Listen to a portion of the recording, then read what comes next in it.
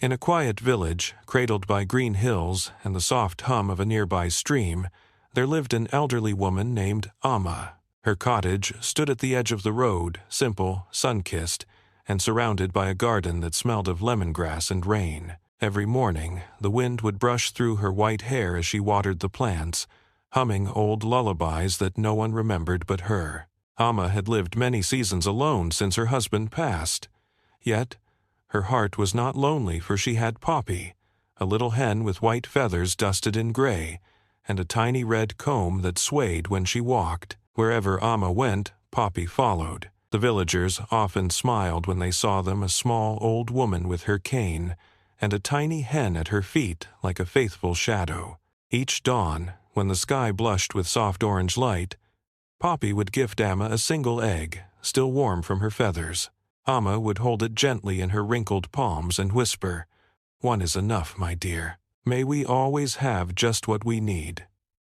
She would eat half for breakfast, save the rest for supper, and smile with quiet gratitude. Then, one morning, something unexpected happened. Poppy laid 2 eggs. Amma chuckled softly, her eyes sparkling. "Well now, that's generous." She kept one and carried the other to the market, trading it for a handful of rice and a piece of jaggery. The next day, and the day after that, Poppy kept laying 2 eggs. Word spread quickly through the village. "Sell both eggs, Amma," someone said. "Feed her more, maybe she'll lay 3, said another. "You could buy 10 more hens, make a business." But Amma only smiled, her voice calm and kind. "One for me, and one to share, that's enough." She began giving the extra egg to a hungry child, a weary farmer, or leaving it quietly on someone's doorstep. The villagers started calling her Egg Amma with affection. Then came the monsoon. The rains fell for days without mercy. The river swelled and flooded the fields. Many families lost their crops and went hungry. Yet Poppy kept laying her 2 small eggs each morning, and Amma, who had saved some, began boiling and sharing them with anyone who knocked on her door. She never kept count, never asked for anything in return. One stormy afternoon, a group of villagers asked, "Amma, why didn't you sell more when you had the chance? You could have been rich."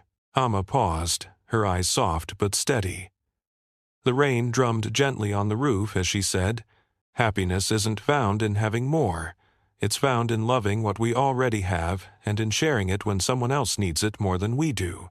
Poppy clucked and nestled close to Amma's feet, as if agreeing. And so the people began to understand true richness isn't measured by gold or grain, but by the warmth we leave in another's heart. When Amma gave away her eggs, she didn't lose anything. She multiplied joy. Every act of kindness, no matter how small, ripples quietly like a drop in still water. And somewhere, someone feels a little less alone because of it.